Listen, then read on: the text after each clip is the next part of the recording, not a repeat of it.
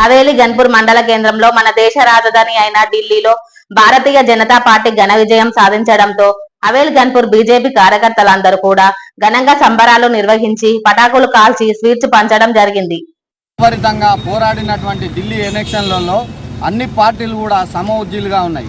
ముఖ్యంగా 12 సంవత్సరాలు అధికారంలో ఉన్నటువంటి చీపురు పార్టీ ఆమ్ ఆద్మీ పార్టీ అధికారంలో ఉండి వాళ్ళు అత్యంత అవినీతికరంగా పాలన సాగించి సొంత ఇల్లులు నిర్మాణం చేసుకొని ఆ పార్టీ యొక్క ముఖ్యమంత్రి అయినటువంటి అరవింద్ కేజ్రీవాల్ గారు ప్రజాధనాన్ని దుర్వినియోగం చేసి ఎలాంటి విలాసవంతమైనటువంటి జీవితాన్ని గడిపిరో ఢిల్లీ ప్రజలందరికీ కూడా మనోగతంలో అర్థమైంది. కాబట్టి భారతీయ జనతా పార్టీ ద్వారానే అభివృద్ధి సాధ్యమనే ఉద్దేశంతో ఇన్ని రోజులకు భారతీయ జనతా పార్టీని గుర్తించి ఢిల్లీలో భారతీయ జనతా పార్టీకి అత్యధికంగా సీట్లు ఇచ్చినటువంటి ఢిల్లీ ప్రజలందరికీ కూడా పేరు పేరున ధన్యవాదాలు తెలియజేసుకుంటున్నాను. ముఖ్యంగా ఢిల్లీ గెలుపు ఈ భారతదేశానికి మలుపు. కారణం ఏంటంటే భారతదేశంలో అత్యధిక రాష్ట్రాలలో భారతీయ జనతా పార్టీ ఉన్నప్పటికీ దేశ రాజధాని అయినటువంటి ఢిల్లీలో లేకపోవడం శోచనీయమైనటువంటి విషయం.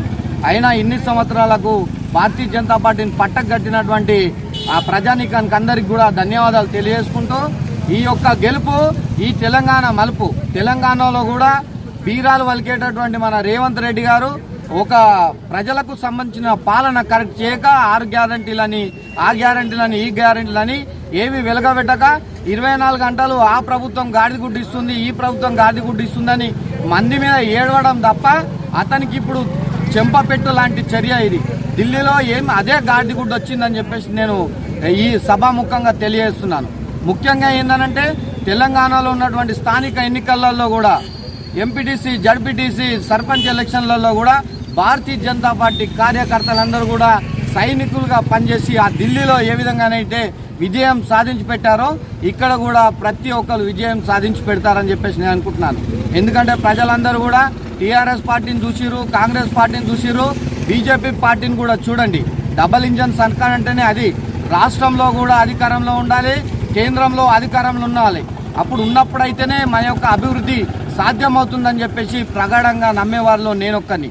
కాబట్టి ప్రతి ఒక్క కార్యకర్త కూడా సైనికుల్లాగా పనిచేసి ఈ యొక్క అభివృద్ధి కార్యక్రమంలో కానీ ఈ యొక్క అధికార కార్యక్రమంలో కానీ అదేవిధంగా నా అందరినీ గెలిపించే కార్యక్రమాల్లో పాల్గొంటారు.